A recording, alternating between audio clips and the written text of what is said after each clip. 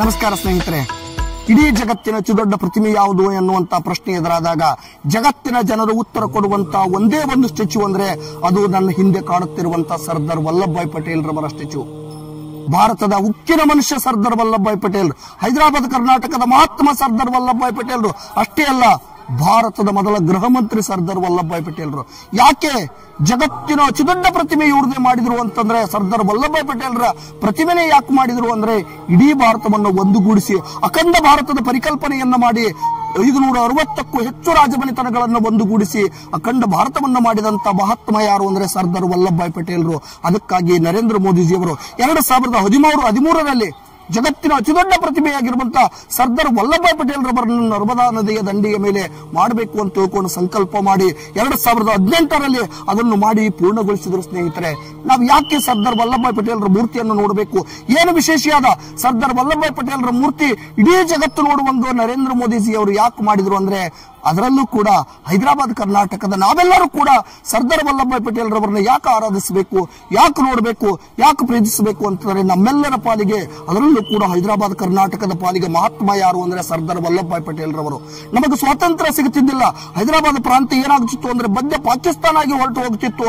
ಅಂತದರಲ್ಲಿ ಭಾರತದ ಕಗ್ಗಂಟಾದ ಪರಿಸ್ಥಿತಿಯನ್ನು ಒಂದುಗೂಡಿಸಿ ಅಖಂಡ ಭಾರತದಲ್ಲಿ ಇದನ್ನು ಒಂದಾಗಬೇಕು ಅನ್ನುವಂತ ದೃಷ್ಟಿಕೋನ ಇಟ್ಟುಕೊಂಡು ಸರ್ದಾರ್ ವಲ್ಲಭಭಾಯ್ ಪಟೇಲ್ ರವರು ಆಪರೇಷನ್ ಪೋಲೋ ಎನ್ನುವಂತ ಕಾರ್ಯಾಚರಣೆಯ ಮೂಲಕ ಹೈದರಾಬಾದ್ ಪ್ರಾಂತ್ಯವನ್ನು ಒಂದುಗೂಡಿಸಿದ ಮಹಾತ್ಮ ಯಾರು ಅಂದ್ರೆ ನನ್ನ ಹಿಂದೆ ಕಾಣುತ್ತಿರುವಂತಹ ಸರ್ದಾರ್ ವಲ್ಲಭಭಾಯ್ ಪಟೇಲ್. ಸ್ನೇಹಿತರೆ, ಎಷ್ಟು ಇಡೀ ಭಾರತವನ್ನು ಒಂದುಗೂಡಿಸಬೇಕು, ಭಾರತ ಒಡೆದು ಹಂಚಿ ಹೋಗಬಾರದು, 560 ರಾಜಮನೆತನಗಳೆಲ್ಲವೂ ಕೂಡ ಭಾರತೀಯರಾಗಬೇಕು ಅಂತ ಪಣ ತೊಟ್ಟಂತವರು ಸರ್ದಾರ್ ವಲ್ಲಭಭಾಯ್ ಪಟೇಲ್ರು. 3 ಕಗ್ಗಂಟಾದ ಪರಿಸ್ಥಿತಿಗಳು, ಒಂದು ಹೈದರಾಬಾದ್ ಪ್ರಾಂತ್ಯ, ಇನ್ನೊಂದು ಜುನಾಗಢ ಪ್ರಾಂತ್ಯ, ಇದೇ ಗುಜರಾತ್ನಲ್ಲಿರುವಂತ ಜುನಾಗಢ ಪ್ರಾಂತ್ಯ, ಇನ್ನೊಂದು ಜಮ್ಮು ಮತ್ತು ಕಾಶ್ಮೀರದಲ್ಲಿರುವಂತಹ ಒಂದು ಭಾಗ ಭಾರತಕ್ಕೆ ಒಕ್ಕೂಟಕ್ಕೆ ಸೇರಲು ಒಪ್ಪಂತರ ಇರಲಿಲ್ಲ, ಯಾವುದೇ ರೀತಿ ಒಪ್ಪಿಗೆಯನ್ನು ಸೂಚಿಸುತ್ತಿರಲಿಲ್ಲ. ಅವೆಲ್ಲವೂ ಕೂಡ ಪೊಲೀಸ್ ಕಾರ್ಯಾಚರಣೆಯನ್ನು ಮಾಡಬೇಕು ಅಂತ ಪ್ರಯತ್ನ ತೊಟ್ಟು ಇಡೀ ಅಖಂಡ ಭಾರತದ ಪರಿಕಲ್ಪನೆಯನ್ನು ಕೊಟ್ಟಂತ ಸರ್ದಾರ್ ವಲ್ಲಭಭಾಯ್ ಪಟೇಲ್ ರವರ ಸ್ಟ್ಯಾಚ್ಯೂಗೆ ನಾವು ಇವತ್ತು ಬಂದಿದ್ದೇವೆ. ಸ್ನೇಹಿತರೆ, ಇದು ಜಗತ್ತಿನ ಅತಿದೊಡ್ಡ ಪ್ರತಿಮೆಯಾಗಿದೆ. ಭಾರತೀಯರೆಲ್ಲ ನಾವೆಲ್ಲ ಹೆಮ್ಮೆ ಪಡಬೇಕು ಸರ್ದಾರ್ ವಲ್ಲಭಭಾಯ್ ಪಟೇಲ್ ರವರಿಗೆ. ಇಡೀ ಭಾರತದ ಉಕ್ಕಿನ ಮನುಷ್ಯ ಅಂತ ಕರಿತೀವಿ ನಾವು ಸರ್ದಾರ್ ವಲ್ಲಭಭಾಯ್ ಪಟೇಲ್ ರವರಿಗೆ. ಜಗತ್ತಿನ ಉಕ್ಕಿನ ಮನುಷ್ಯ ಅಂತ ಬೀಸ್ಮಾರ್ಕಕ್ಕೆ ಕರೆದ್ರೆ ಭಾರತದ ಉಕ್ಕಿನ ಮನುಷ್ಯ ಅಂತ ತಿಳ್ಕೊಂಡು ಸರ್ದಾರ್ ವಲ್ಲಭಭಾಯ್ ಪಟೇಲ್ ರಿಗೆ ಕರಿತೀವಿ. ಏಕೆಂದ್ರೆ ಯಾವುದಕ್ಕೂ ಜಗ್ಗಲಿಲ್ಲ, ಸಾಮೋಪಾಯ, ಭೇದೋಪಾಯ, ದಂಡೋಪಾಯ ಎಲ್ಲವನ್ನು ಉಪಯೋಗಿಸಿಕೊಂಡು ಅಖಂಡ ಭಾರತವನ್ನು ಕಟ್ಟಿದವರು ಸರ್ದಾರ್ ವಲ್ಲಭಭಾಯ್ ಪಟೇಲ್ರು. 2 ಪ್ರಾಂತ್ಯಗಳು ಜುನಾಗಢ ಮತ್ತು ಜಮ್ಮು ಕಾಶ್ಮೀರ ಅದು ಮಾತುಕತೆಯ ಮೂಲಕ ಕೂಡ ಬಗೆಹರಿಸಿಕೊಂಡ್ರು. ಅಲ್ಲಿರುವ ರಾಜ ಜಮ್ಮು ಕಾಶ್ಮೀರದ ರಾಜ ಹರಿಸಿಂಗ ಮಾತುಕತೆಯನ್ನು ಮಾಡಿಕೊಂಡು ಕಾಶ್ಮೀರ ಪ್ರಾಂತ್ಯ ಭಾರತಕ್ಕೊಪ್ಪಿತು. ಆದರೆ ದಂಡೋಪಾಯದ ಮೂಲಕ, ಸೈನಿಕ ಕಾರ್ಯಾಚರಣೆಯ ಮೂಲಕ ಪೊಲೀಸ್ ಕಾರ್ಯಾಚರಣೆಯನ್ನ ಮಾಡುವಂತ ಪರಿಸ್ಥಿತಿ ಒದಗಿ ಬಂದಿದ್ದು ಯಾವುದು ಅಂದ್ರೆ ಹೈದರಾಬಾದ್ ಪ್ರಾಂತಿಗೆ. ಅದು ನನ್ನ ಪ್ರಾಂತಿಗೆ, ನಮ್ಮ ಪ್ರಾಂತಿಗೆ ಪೊಲೀಸರನ್ನ, ಮಿಲಿಟರಿಯನ್ನ ಕರ್ಕೊಂಡು ಬಂದ್ರು ಹೈದರಾಬಾದಕ್ಕೆ ಮಿಲಿಟರಿಯನ್ನು ಕರೆದುಕೊಂಡು ಬಂದು ಇಡೀ ಹೈದರಾಬಾದ್ ಪ್ರಾಂತ್ಯವನ್ನ ಸ್ವತಂತ್ರಗೊಳಿಸಿ ಭಾರತಕ್ಕೆ ಒಪ್ಪಿಸಿದಂತ ಪುಣ್ಯಾತ್ಮ ಯಾರು ಅಂದ್ರೆ ಸರ್ದಾರ್ ವಲ್ಲಭಭಾಯ್ ಪಟೇಲ್ ರವರು. ಅದಕ್ಕಾಗಿ ನಾವು ಈ ಸರ್ದಾರ್ ವಲ್ಲಭಭಾಯ್ ಪಟೇಲ್ ರವರ ಸ್ಟ್ಯಾಚ್ಯೂ ನೋಡಬೇಕು. ನಾವು ಕೇವಲ ವಿಡಿಯೋ ನೋಡಿ ತೃಪ್ತಿ ಪಡುವುದಲ್ಲ, ಈ ಸ್ಥಳಕ್ಕೆ ಬರಬೇಕು, ಇಲ್ಲಿ ಅನುಭವಗಳನ್ನ, ತೃಪ್ತಿಯನ್ನು ಪಡಬೇಕು ಎನ್ನುವಂತಹ ವಿಷಯಗಳನ್ನ ಎಲ್ಲರಿಗೂ ಕೂಡ ಈ ವಿಡಿಯೋ ಮೂಲಕ ತಿಳಿಸಲು ಬಯಸ್ತಾ ಇದ್ದೀನಿ.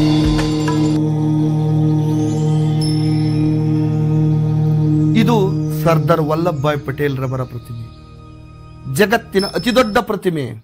ನಾವು ನೋಡುತ್ತಾ ಇರೋದು ಜಗತ್ತಿನ ಅತಿದೊಡ್ಡ ಪ್ರತಿಮೆಯ ಕೆಳಗಿನ ಭಾಗ, ಗ್ಯಾಲರಿಯನ್ನ. ಸರ್ದಾರ್ ವಲ್ಲಭಭಾಯ್ ಪಟೇಲ್ ರವರ ಮೂರ್ತಿ ಜಗತ್ತಿನ ಅತಿದೊಡ್ಡ ಪ್ರತಿಮೆಯಾಗಿ ನಿಲ್ಲಿಸುವುದರ ಹಿಂದೆ ನಾನಾ ಕಾರಣಗಳು ಇದ್ದಿರಬಹುದು. ಆದರೆ ಭಾರತೀಯರ ಪಾಲಿಗೆ ಇದೊಂದು ಸಂಭ್ರಮದ ವಾತಾವರಣ, ಭಾರತೀಯರ ಪಾಲಿಗೆ ಇದೊಂದು ಹೆಮ್ಮೆಯ ಸಂಕೇತ, ಭಾರತೀಯರ ಪಾಲಿಗೆ ಇದೊಂದು ಗೌರವದ ಸಂಕೇತ.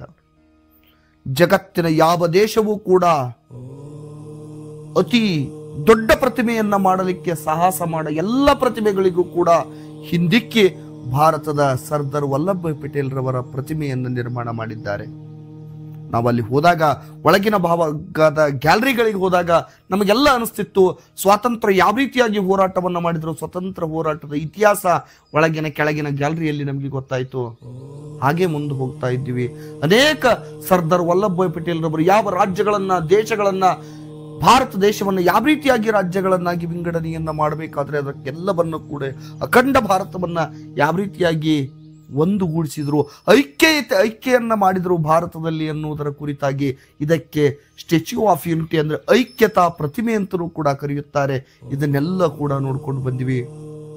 ಸಾರ್ಥಕ ಜೀವನದ ಕ್ಷಣ ಅಂದ್ರೆ ಸರ್ದಾರ್ ವಲ್ಲಭಭಾಯಿ ಪಟೇಲ್ ರವರ ಜಗತ್ತಿನ ಅತಿ ದೊಡ್ಡ ಪ್ರತಿಮೆಯನ್ನ ನೋಡಿದ ಕ್ಷಣ. ನಾವೆಲ್ಲ ವಿದ್ಯಾರ್ಥಿಗಳೊಂದಿಗೆ ಹೋಗಿದ್ವಿ. ವಿದ್ಯಾರ್ಥಿಗಳೆಲ್ಲ ಬಹಳ ಸಂತೋಷವನ್ನ ಪಟ್ಟರು. ಸಣ್ಣ ವಯಸ್ಸಿನಲ್ಲಿ 10ನೇ ತರಗತಿಯ ವಿದ್ಯಾರ್ಥಿ 10ನೇ ತರಗತಿಯಲ್ಲಿಯೇ ಕೂಡ ಜಗತ್ತಿನ ಇಂಥ ಪ್ರತಿಮೆಯನ್ನು ನೋಡಿದಂತ ಖುಷಿ ಮಕ್ಕಳಲ್ಲಿ ಉಂಟಾಗಿತ್ತು. ಸ್ನೇಹಿತರೆ, ಮತ್ತೊಮ್ಮೆ ಇಂಥ ಪ್ರತಿಮೆಗಳಿನ್ನು ನೋಡೋಣ ಎನ್ನುವಂತ ಮಹತ್ವಾಕಾಂಕ್ಷೆ ಇಟ್ಕೊಂಡು ನಾವು ಆ KYDಯಿಂದ ಹೊರಟಿವಿ ಸ್ನೇಹಿತರೆ.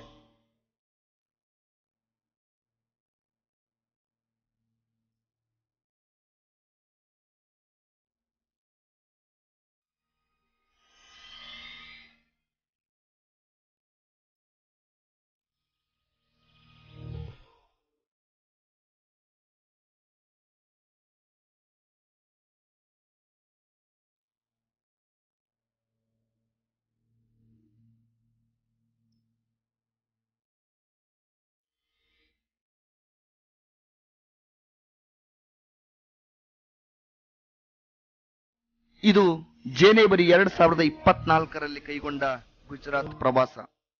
ಹೈಸ್ಕೂಲ್ ವಿದ್ಯಾರ್ಥಿಗಳು ಈ ಪ್ರವಾಸವನ್ನು ಮುಗಿಸಿ ಪ್ರವಾಸ ಕಥನವನ್ನ ಬರೆದರು. ಆ ಪ್ರವಾಸ ಕಥನವೇ ಯಾತ್ರಾ ವಿಕ್ರಮವಾಗಿ ಬಿಡುಗಡೆಯಾಯಿತು.